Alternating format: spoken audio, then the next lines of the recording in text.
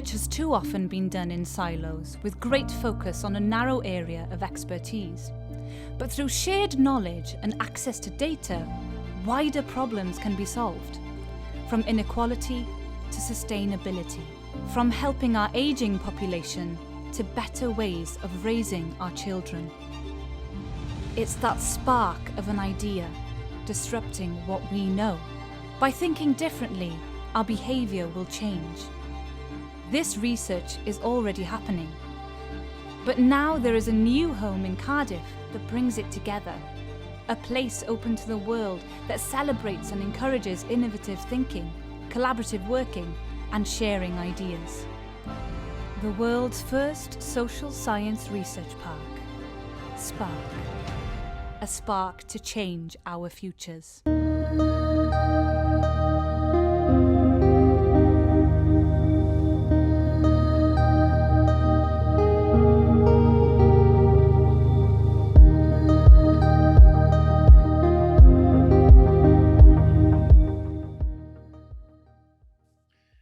Good morning, everybody. My name is Phil Swann. I'm one of the business development managers at the CPD unit at Cardiff University.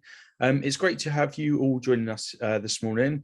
I can see that people are continuing to arrive, so let me just welcome you and introduce you to the very first session of the 2022 Virtual Summer School.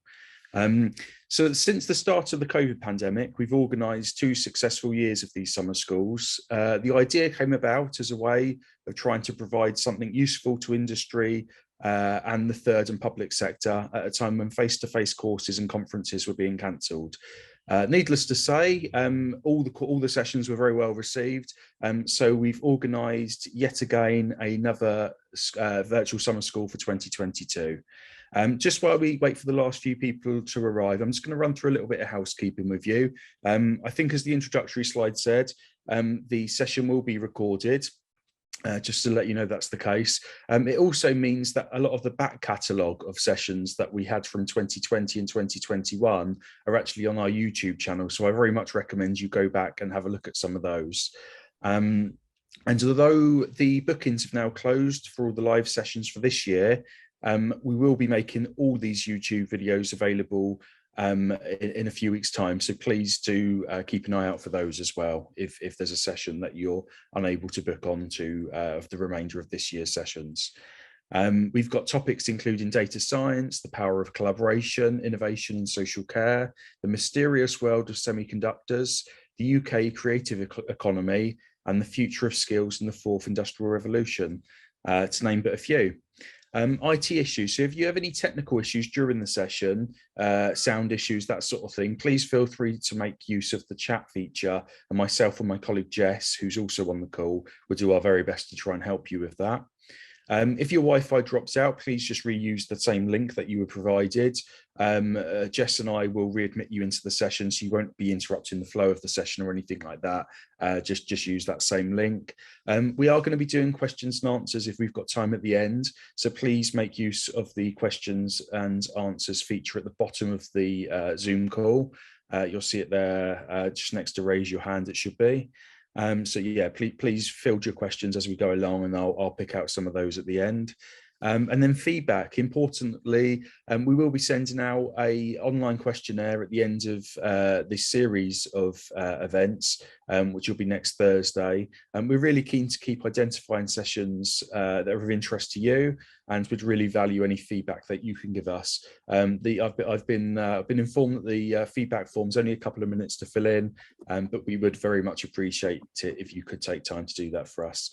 So I think that's enough from me. I'll hand you over to our fantastic speaker, Professor Peter Wells from the Centre of Automotive Industry Research at Cardiff University. Thank you, Peter.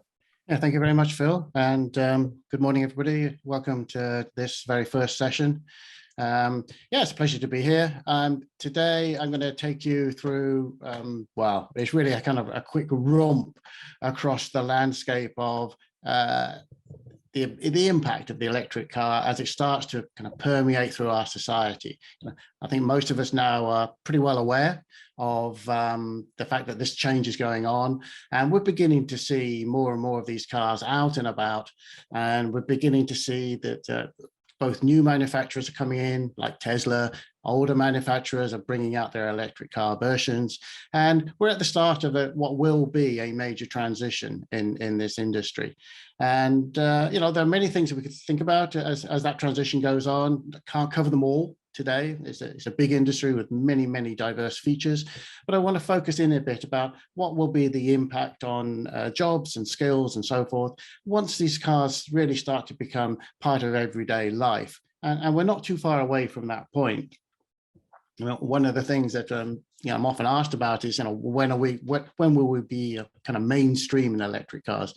And in many respects, the answer is, well, very, very, very soon. I mean, it's already happening. But of course, it's always worth bearing in mind that cars are relatively long-lived, durable products. And an interesting reverse version of that question would be, you know, when will the last exhaust pipe be made? I had a bit of a think about that recently, and I came up with about 2050. Perhaps in some key markets where electric vehicles are slower to penetrate, maybe in Africa, somewhere like that, or indeed, and this is a significant issue in a country like the UK, maybe enthusiasts will keep those things going. So I can't cover it all, but yeah, this is what I'm going to talk about this morning. Quick outline on what's different between battery electric and traditional petrol or diesel cars. Talk a bit about how those cars start to permeate into everyday life, and also talk about the recycling aspect, because that's one area of particular difference and importance when it comes to electric cars. And then I'm going to really just open up the focus a bit to explore the really interesting and burgeoning world of mobility around battery electric capabilities, which extend beyond the car.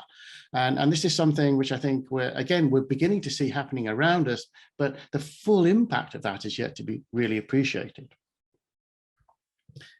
So, you know, if you take off all the outside bits of a car, this is what you end up with, a traditional petrol car. Got the engine normally nowadays at the front, petrol tank at the back. In between, you've got the gearbox, transmission, and so forth. So this is really what the architecture of the powertrain, as they call it in the industry, really looks like once you've taken away the outside of the car. Now, after 120, 130 years of development, the internal combustion engine is a relatively reliable, robust device, but it has a huge number of moving parts. It requires a lot of maintenance, and it wears over time, so its performance deteriorates. Also, there's a lot of inefficiency, even in the best designs available. And that inefficiency really means that the petrol that goes into the car is not used to its fullest extent. In effect, what goes on here, due to thermal inefficiency, the need to move the air out of the way as the car moves along and so forth, only 1% of the energy content of the fuel in that car goes towards moving the person in the car. Now think about that, you know, 1% of the energy content effectively is what's moving the person in the car. So when we go to electric, we're going to see a lot of changes. We're going to see a lot fewer components, but also we're going to see, and we're beginning to see already, the emergence of designs built around the possibilities of the electric car, rather than just cars that are adapted from petrol or diesel. Now, in an electric powertrain, there's obviously a huge amount of similarity in the overall framework of the vehicle. Still got four wheels, still got a source of power, you still got to drive those wheels through motors, but many fewer moving components, many fewer moving parts. Already that means there's an advantage in terms of maintenance and durability. Also, of course, compared with the petrol or diesel car, these sorts of technologies are relatively new. So there's an enormous development curve yet to be explored. And we're going to see all sorts of new ideas coming through in terms of motors, in terms of things like solid state batteries, instead of new chemistries for batteries and all sorts of other areas. However, you can see that the overall architecture is not massively different when it's normally designed by traditional mainstream vehicle manufacturers. And I think, you know, one of the interesting aspects about this is that the kind of pinch points move into a different part of the car. So in an electric vehicle, because it's bigger and heavier, there's more pressure and more stress on the suspension system, more stress on the tires, because the torque is transmitted directly to the wheels very quickly, so the tires tend to wear more quickly. And so we'll find some areas of similarity, some areas of difference. Many of these vehicles have regenerative braking, for example. So that means that the normal traditional friction brakes are not wearing out as quickly on an electric car. So we'll already see some sorts of differences in the wear patterns and maintenance patterns of these kind of cars. Now, when you look around and you see that what the current kind of crop of electric cars are, a lot of them are based around high performance vehicles or very large vehicles. So we see a lot of kind of converted SUV style vehicles. And there's some very sound reasons for that. I mean, partly it's about recovering the cost of investment. So for vehicle manufacturers, they know that these larger sports vehicles, the big SUVs, they can be priced very high, and you've got a better chance of recovering that cost in the market from those kind of cars. But it does mean that you have these very high cost, high energy demand vehicles running around the place. Now, clearly, one of the benefits of that for the user is that you don't need such a well-established charging network. That's beginning to emerge. We're beginning to see it come across the UK now, but it's still relatively uneven. It's still relatively fragile, and it's a very mixed picture. So typically, of course, consumers looking for comfort, looking for security, are going to buy these larger cars with the big battery packs that perhaps they can charge at home or at the office, or if it's a company car, charge it at these rather more expensive high-powered charge outfits in service stations and so forth. So already that kind of highlights to me that we're going to have a transport equity issue in Wales. It's not something we can really talk about much in this presentation, but it's definitely worth thinking about, that this rush towards electric vehicles carries with it significant social and political risks around equity, both in transport in Wales, but also in areas like supply chain. You know, there's a number of very important materials go into those vehicles, particularly cobalt into the batteries, where the supply chain is both very narrow, so there's not many choices, but also it's very suspect in the sense that some of those sources use child labor or use very unenvironmentally friendly practices. So this is not a panacea. That's important to note. Electric vehicles, not a panacea, better than petrol or diesel, but there are a lot of issues yet to be solved. And part of that, it comes from the increased material intensity of these vehicles. Now, I've given you here just randomly, really, the example of the Audi e-tron, 2,400 kilos. That's a lot of mass. And if you typically have just one person in that car, then you can begin to see some of the inefficiencies, even in an electric car, which has a more efficient powertrain. So there's typically 30 times the weight of the vehicle. Is really a very high figure for just carrying around one person. And I compared it here with a Boeing 777, this typical long-range airplane carrying a typical kind of passenger load.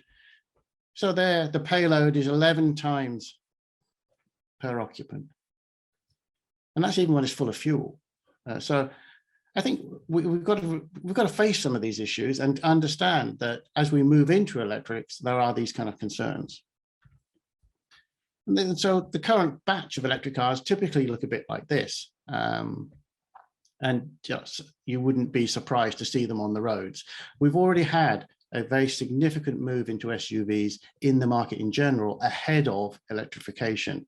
But what Tesla did, of course, with the Tesla S is bring in that sports dimension, position those electric vehicles as being exciting, dramatic, sporty, friendly, all the kind of things that previously were not associated with battery electric cars. Now, many people would think they thought they were slow, inefficient, cumbersome, generally speaking, poor vehicles, no matter what kind of criteria you wanted to use to measure them.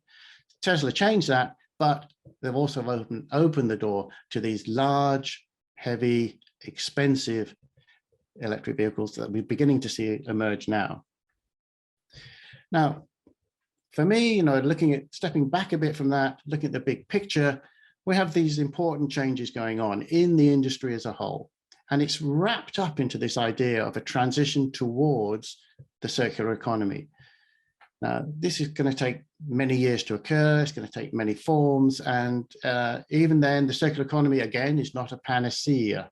It is an attempt to reduce our environmental load, shall we say, on the world. But if we can move closer to a circular economy, so we have a much more efficient use of resources, we don't require to take out so many resources from the world, and that might enable us to live more within our means, in other words, more sustainably.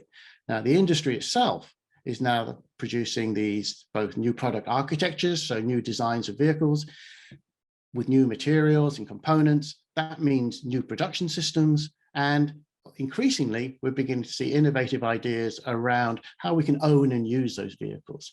And combined, the overall thrust of the industry is towards lightweight, electric, connected, autonomous vehicles. We're a long way from there yet. I've already emphasized those big, heavy SUVs and sports cars, but the direction of travel has to be towards these more environmentally friendly designs produced in modern manufacturing systems. That's our direction of travel. That's the way the industry is going.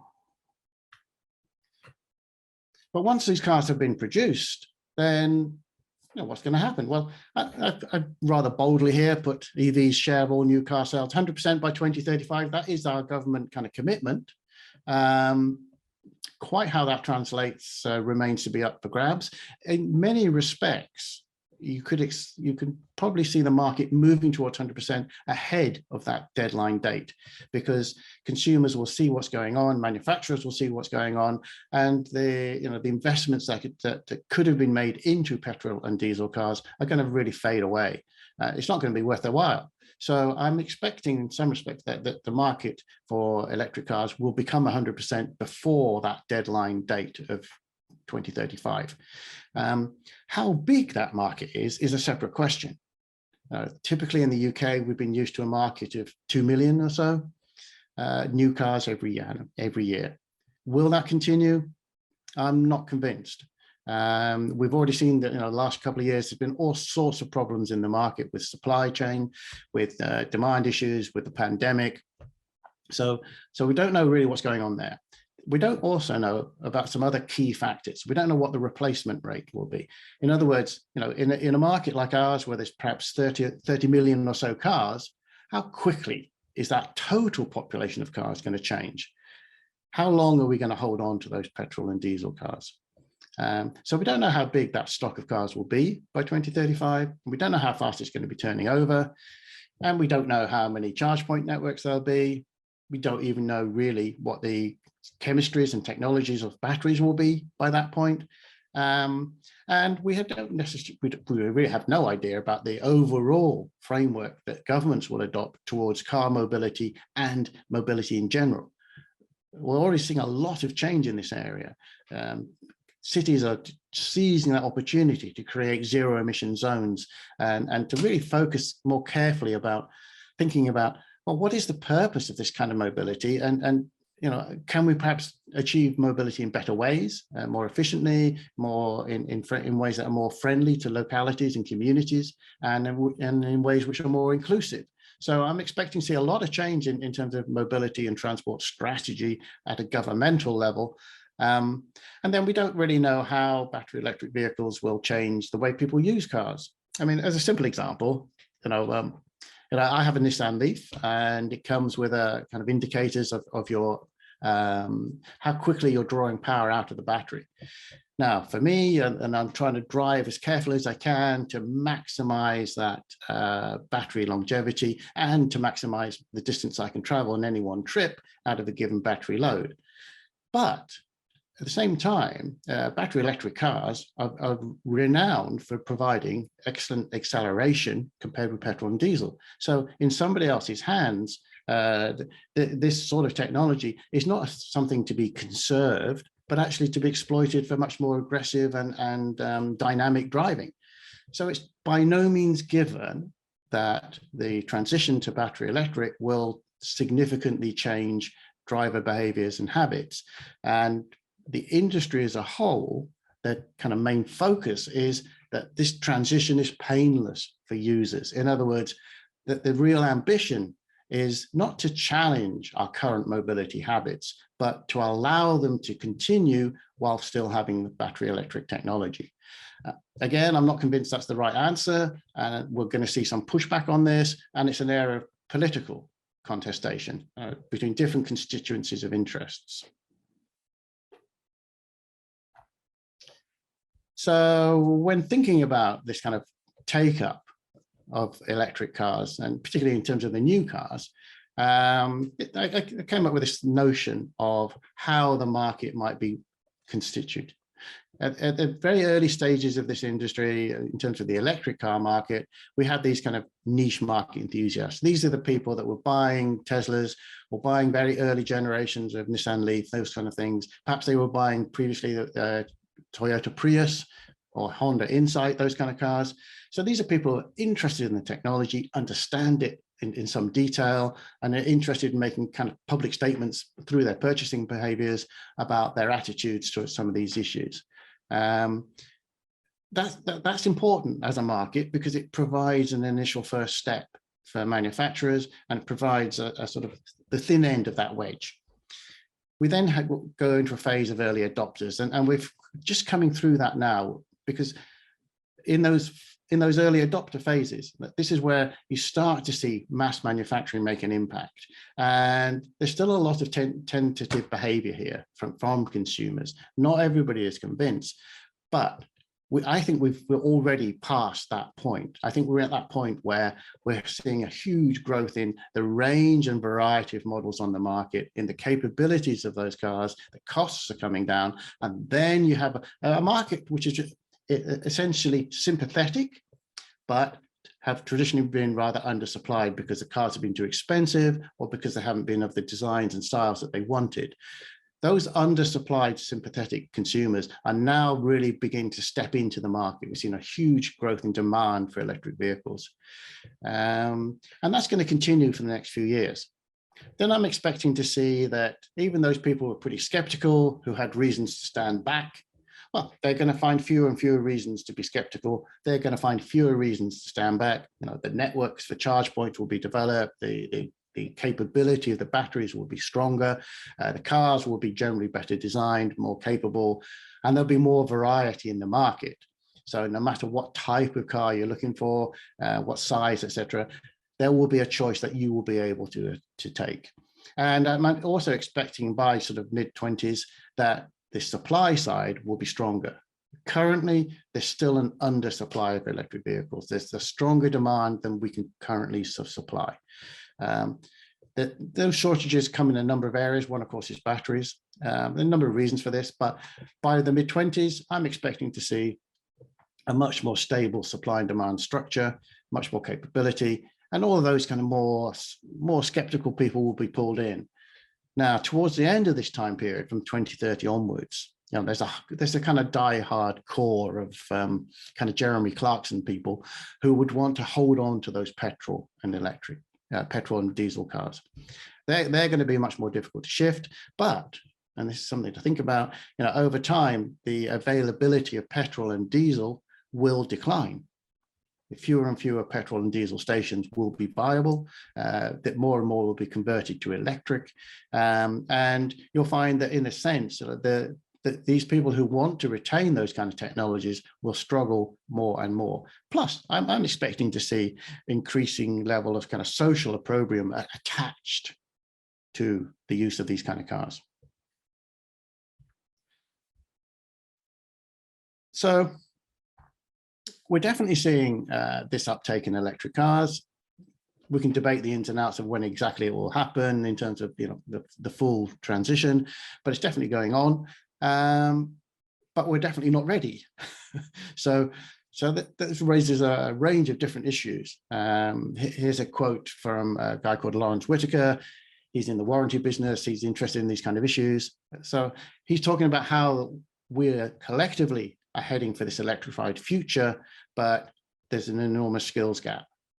And how are we going to manage that? Well, at the moment, it's partly managed through high insurance costs. But it's quite clear that there's going to be a huge effort going to have to be put in by the industry at all levels. So vehicle manufacturers, mainstream dealers, independent garages, the mainstream kind of regulatory agency, and of course, institutes like the Institute of the Motor Industry, who will be there to help train and accredit programs. This sort of gap is something that consumers don't tend to think about much, but increasingly we're going to have to do so.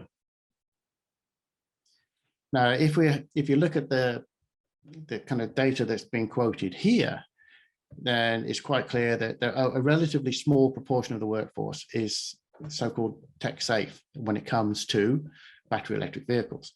Now, we've had some advantage in the sense that hybrid cars coming with those kind of smaller but still important battery packs have allowed some familiarity to be developed, some training to be developed, and some competencies to be put in place to manage and service and repair those kind of cars. But we're still quite a long way short of that, and that's got to be a concern. So shown graphically, this is from the Institute of the Motor Industry. Again, a lot depends on your forecast. They're expecting to see perhaps 10 million or so electric cars in use before 2030. Now, compared with the growth in electric vehicle stock in use, the growth in skills available is definitely lagging. And that means that those skills will be more difficult to obtain. That means those technicians will be more expensive. And we will feel that in terms of higher repair and maintenance costs. And even though electric vehicles are much better in terms of their reliability and so forth, those extra costs will be passed on to consumers. Now, of course, you could say, and there's some validity in this, that the Institute of the Motor Industry has a vested interest in portraying data of this type. But certainly my own discussions with individuals in the industry seem to echo some of these concerns. We're expecting to see a fairly significant shakeout of the entire repair and service and maintenance sector. It's been going on in any case for some time, but from the franchise dealerships all the way down to the independent backstreet garage, we're expecting to see a significant amount of rationalization and closure, and a much more streamlined system becoming developed. And we're beginning to see those changes happening. You know, think about the, entities like Cinch, making available online purchasing of cars in ways that wasn't possible before.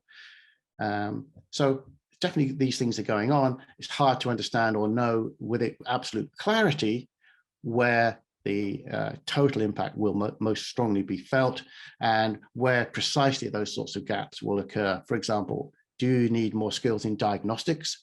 What can we do about the kind of repair processes and procedures?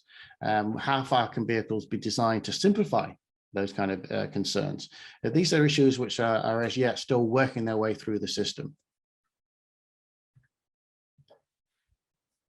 Yeah, just to reiterate a bit on the petrol stations. In 1990, the UK had 20,000 petrol stations. So by 2021, that's 8,400. That gives you some idea of the scale of decline. And certainly anybody who's been rolling around kind of rural West Wales or North Wales or other rural areas of the country will already have experienced this. And I remember chatting to my brother a little while back. He was living in Sussex at the time. Very nice, you know, Plumpton, very lovely little corner of Sussex. But he had a Porsche Cayenne. And he was saying to me that actually one of his big concerns was for trying to find a petrol station, which, you know, without going miles out of his way, which seems kind of odd, but is increasingly going to become a feature of life. Now, conversely, if we look at the situation with charge points, in mid-2021, we had just over 24,000 charge points. But whilst that number looks like a big number, in reality, there's all sorts of problems. Firstly, only 4,500 of those were so-called rapid charges. In other words, you could turn up, plug it in, get an 80% charge and leave within an hour. It has been growing fast, but there's a huge problem with reliability, with accessing different types of system, with having the right charging rates. all in all, it's been a kind of technological Tower of Babel. There's far too much confusion around charge points, particularly public access charge points. So we need, well, at least double, probably triple the amount of charge points across the whole country. And we need a much higher proportion of them to be so-called fast chargers, 22 kilowatts or more, or indeed rapid chargers, anything over 43 kilowatts. One of the key problems here is actually not just buying the equipment in order to put those charge points in place, but having the skills and capabilities in a workforce to do so. I don't know if you ever tried to find an electrician for your house recently, but they're becoming quite short supply. And the growth in demand for people skilled and trained and accredited in terms of electricity and related kind of products and services, that's becoming a real issue at the moment across the country. These kind of charging systems are only going to extend and accentuate the concerns around the supply of skilled, capable workers in this area. And this is an illustration of just how uneven the overall rollout of charge points has been so far.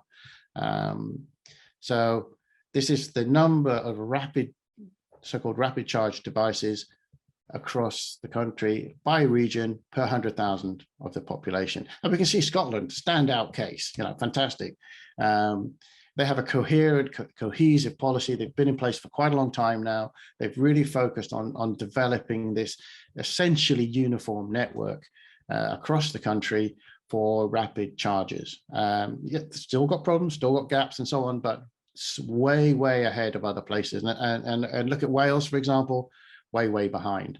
So there's a lot of work to be done in terms of trying to sort out this basic problem of the distribution of charge points and so forth. Now, actually, it's also true of the sale of electric cars, and this is partly a related issue. The so-called chicken and egg problem of, do you put the charge point networks in place first, or do you wait for the vehicles to arrive? And if vehicles won't arrive because there's no charge points aren't economically viable because there's no electric cars.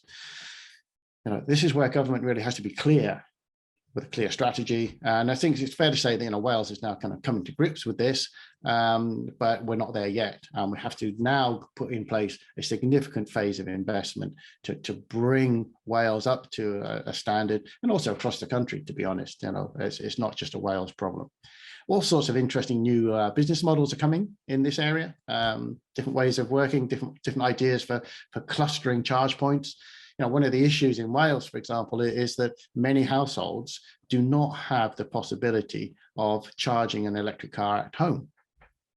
Either they're in long terraces or they're in apartments, and they don't have that kind of access. So we've got to come up with better ways for people to charge those cars. And then, I wanted to talk a little bit about the recycling aspects. And this is, to me, quite an important one because of the sheer material intensity. As I highlighted earlier, you've got 2,400 kilos going into your average, large size electric SUV. That's a lot of materials. We are no longer in a world where we can afford to let those go. But with battery packs, again, there's a huge amount of uncertainty. So battery packs could be in use for up to 25 years. And this is something which perhaps people don't fully appreciate. And that's partly because even though the first use can be for, say, 8 to 10 years in a car, maybe longer, we don't know yet, they have the possibility of being used beyond that first use. And that could be in stationary storage, it could be in backup emergency power supply, it could be in more domestic settings or office settings, workplace settings. Again, huge amount of innovation going on here. Lots of new ideas being put forward. Looking at these kind of issues around the uncertainties, then there are a great many skills gaps emerging as well. How do you integrate a solar power system, a wind power system, and a battery storage system on a small scale? Well, very few people are able to do that. Very few companies are able to do that. The skills required are usually lacking. So in the end, making these batteries last for a very long time, which is from an economic and environmental position, often the best thing to do, is going to be a real challenge.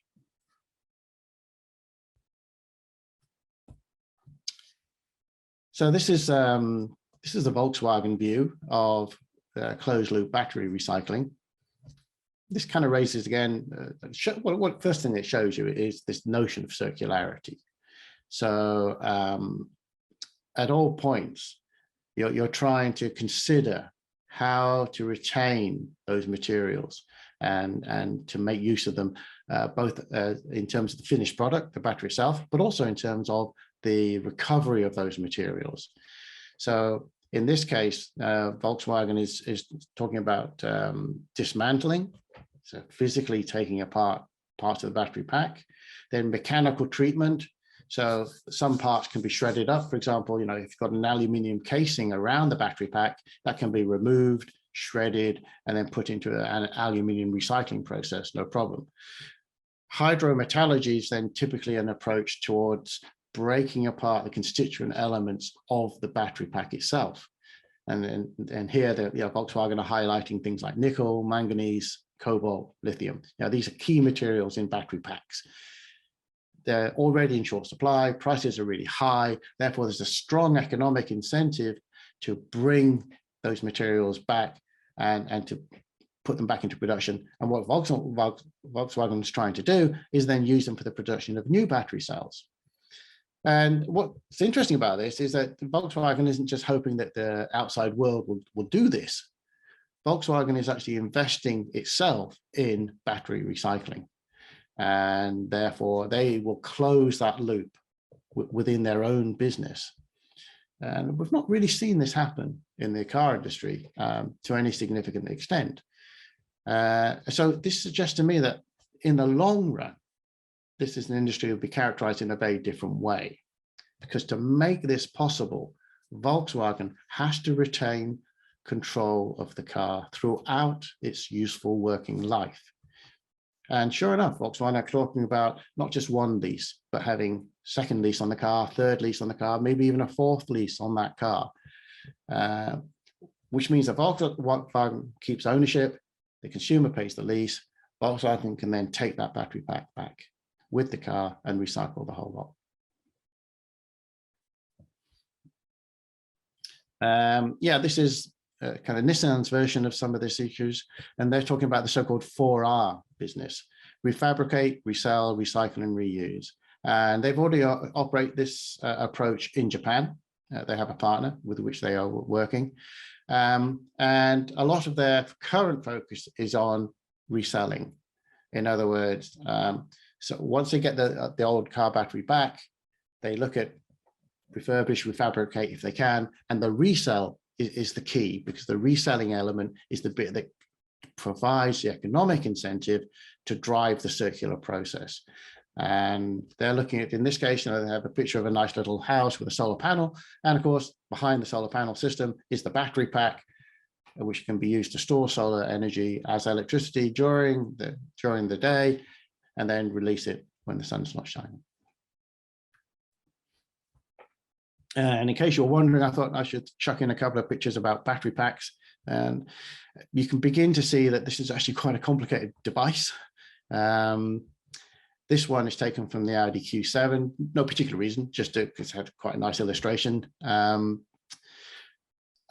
what you see from this is that taking apart that battery pack and recycling it is actually not a straightforward business, partly because potentially any car battery pack is an explosive device.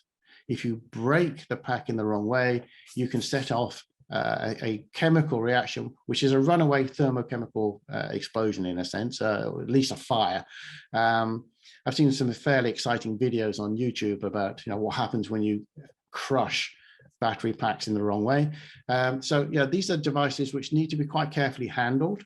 They are technically a hazardous waste, and they need to be disassembled in a carefully structured manner before you can get into this process of actually recycling the pack itself. And you can also see from this little picture that, that there's kind of more to these battery packs than simply a bunch of batteries stuck together. They need a cooling system, a heating system. They need to have pumps to drive those fluids around to keep the batteries in a stable condition and so on. So once you start thinking about the numbers, it gets kind of interesting. 45,000 used battery packs.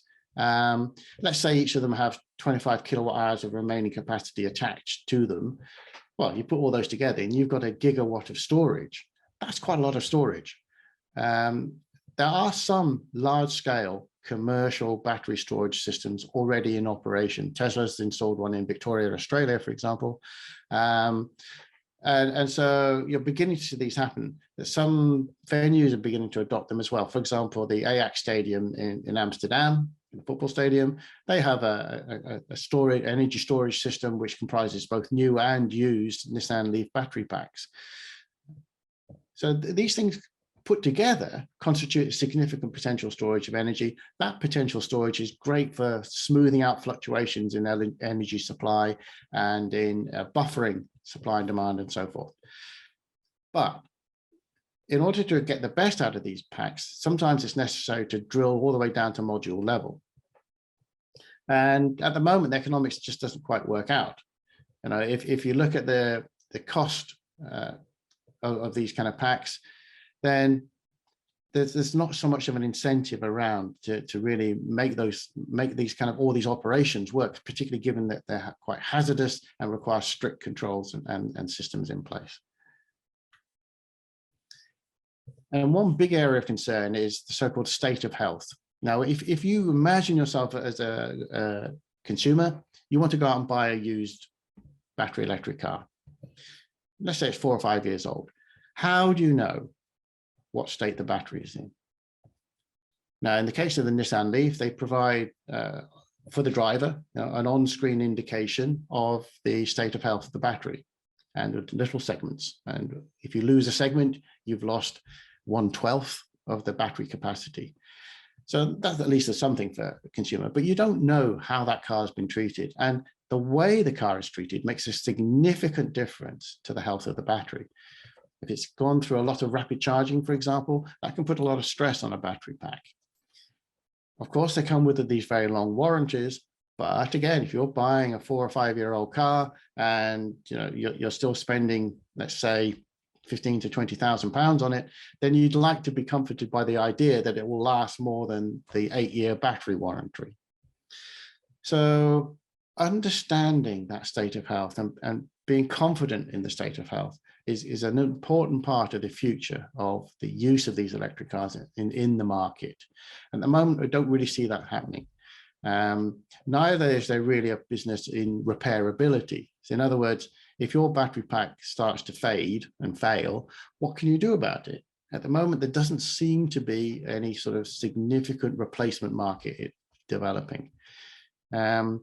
And then you've got these questions of how do you remove battery packs and how do you automate disassembly and so on. The more you can automate these things, the safer it is, and also the quicker it is. And generally speaking, you can drive down costs. But you need a significant flow in order to achieve economies of scale in this kind of recycling process. And again, apart from Volkswagen internalizing their approach, the problem here is there's such a huge diversity of battery pack designs, form factors, chemistries, and so on. All of those combined mean it's difficult to come up with a cohesive, simple automating system that allows you to handle these battery packs. I'm not going to spend a lot of time on this, but this just to show you, the different ways of approaching recycling, the different potential recovery of the various key materials in the battery pack. And basically, what this diagram shows you, there's no simple one way to get the best out of a battery pack when you're doing recycling. And so a lot of this will come down to the economics of which is the most attractive material, what's the best price, and so on. But I want to spend some time thinking about this question of how electric cars have opened up a bigger, wider world of electrification. We're beginning to see these changes again in the way in which electric cars themselves are being used. So this question of autonomous cars and electric cars is very closely tied. And the technologies for vehicle autonomous use are not quite as well developed, perhaps, as people had hoped they would be by now, but they're certainly coming forward. The many trials are underway. Vehicles are increasingly able to deliver some of the functionality of autonomous cars. So, for example, lane keeping, automatic parking, those kind of things are beginning to be possible. Fully autonomous vehicles we're a long way from yet, but the attractiveness of that with an electric vehicle is certainly a significant factor for vehicle manufacturers, and they're pushing real hard on this to get down that road. We're also seeing huge impacts in terms of electricity distribution and supply. So, you know, many homes need to be upgraded in terms of their own electrical systems if you want to install both an electric vehicle charge point and, for the sake of argument, an electrically operated air source heat pump. Now, once you've got these kind of things running in your house, you need a more robust domestic system, and a whole neighborhood going down the same route needs to have much more robust localized distribution systems. So we're seeing a lot of impacts in this area. There are many, many potential synergies between electric vehicles and the electricity system. Those synergies need to be carefully exploited. But again, we're not really seeing that happening yet. There's many trials, there's many experiments, lots of software being created, beginning to see the changes in the regulatory system for electricity to make it happen. But so far, things like vehicle to grid, V2G, that kind of thing, is technically possible, but it's not really happening. So we need to work real hard to make that work. Things like robotic charging, again, huge amount of work going on. Vehicle dismantling, I've already highlighted. Charging networks, including things like the apps, again, much more work needed, especially interoperability. How do we pull together these different systems? Then, you know, once you are driving around in an electric car, you start to think about issues of, say, vehicle recovery. What happens if I break down 200 miles from home? Well, it's not quite so straightforward with an electric car. People like the RAC, of course, are thinking about it. The RAC, as an example, they have some more and more vans available where they can bring to the car a small electric petrol or diesel motor, you know, typical kind of charging motor. Turn that on, plug it into your car, give you a minimum charge to get you to the next charge point. So there are some things beginning to happen there. Some people are developing the idea of remote or distributed charging points. Think about this. Say we all go to Glastonbury for the festival.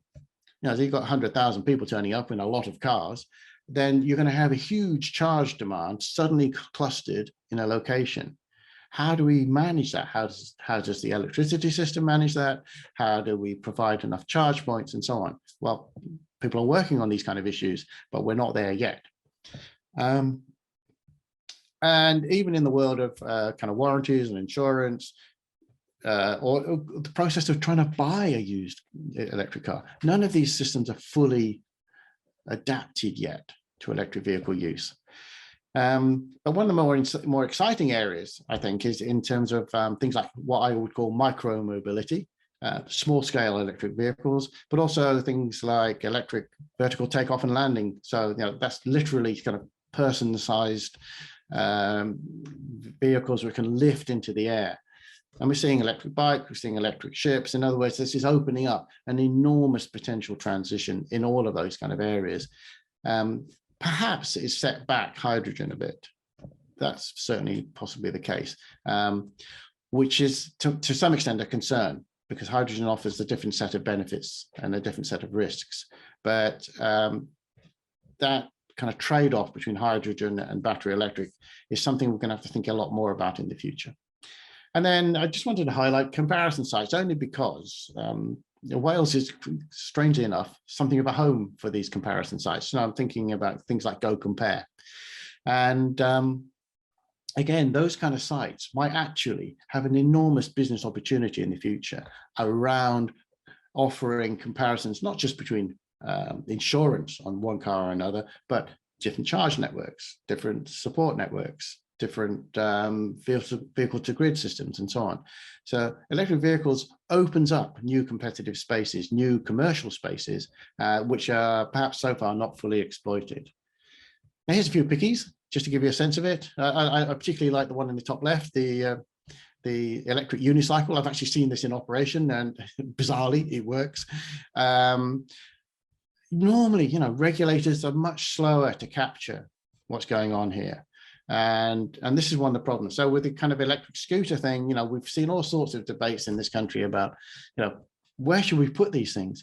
If we didn't have such congested roads and competitive space for in terms of normal cars using those roads, then it would be fantastic opportunity for electric bikes, electric scooters, electric motorbikes, all sorts of there's electric skateboards. Now, these are fantastic. They are low impact, low energy mobility, ideal for urban use, but we can't find a regulatory space that allows that to happen. Alternatively, perhaps you'll be more seduced by this kind of interpretation of electric mobility. This is the Mercedes F015. Of course, it's a concept car, but it perhaps gives an illustration of how high-end manufacturers would like you to think of electric mobility, cruising along there in your sort of sleek mobile office. Well, there's this, and again, many traditional manufacturers are taking this opportunity to move up market and position themselves as offering these very different and distinctive vehicles. Electrification offers the opportunity to repackage the car in all sorts of ways, and we're beginning to see that happen now. Well, there's this kind of thing. On the left there, you've got this Continental, that's a German supplier. What they're offering here is this idea of Swann. So instead of having a bus service in an urban area, for example, you'd have hundreds of these alternative small vehicles. Or you have the Airbus system here, which is basically a way of offering drone technology as an air taxi. Hyundai are interested in this, and I expect to see them offering some actual trials in the very near future. So, yeah, just to conclude, really, I mean, this skills gap is big. It's getting bigger. There's all sorts of secondary skills are going to be needed in all sorts of areas. We're seeing burgeoning growth of economic opportunities around these electric cars, but that does mean that we're going to have to invest very heavily in the skills required in software and in hardware and electricity in order to be able to really make the most of the opportunities as they become available. So I think we've probably got time for a quick Q&A if anybody had any. Thanks so much, Peter. That was really fascinating, that presentation. We do have a couple of questions, and I encourage anyone else, if they would like to field a question to Peter, please use the Q&A tab at the bottom now. I think we've got time for a couple of minutes of questions.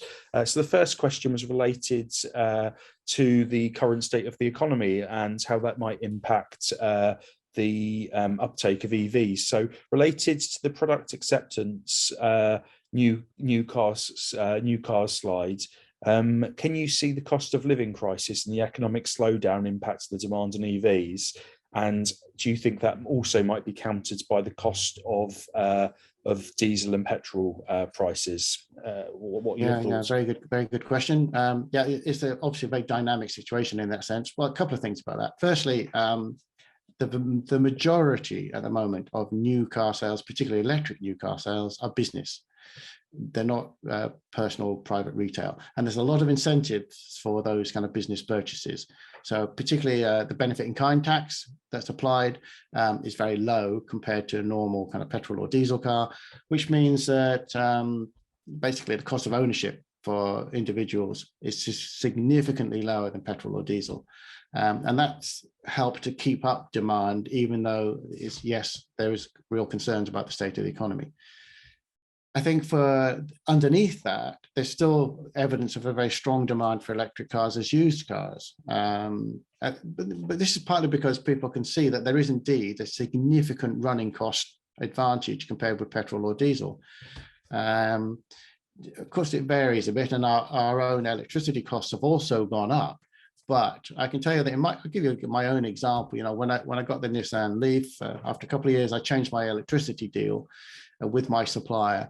And because I had an electric car, they offered me a lower, one of the offers was a lower rate overall from the typical kind of market rate. And when I took that offer, it took £200 off my electricity bill over the year because they offered me an overall lower rate. Now, the extra electricity demand that I generated by using my car was only £150. So I was actually £50 better off fuel cost wise compared with having a petrol or diesel car. Actually saved money. Now, typically, I think a normal user wouldn't quite hit that kind of low level of usage, and therefore, you would be paying more. But the per mile costs on an electric car are way below the per mile costs of petrol or diesel. I mean, an order of magnitude lower.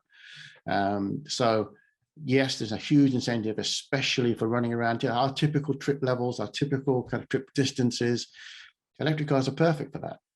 And so we will see more growth, even though the economy is in a poor state.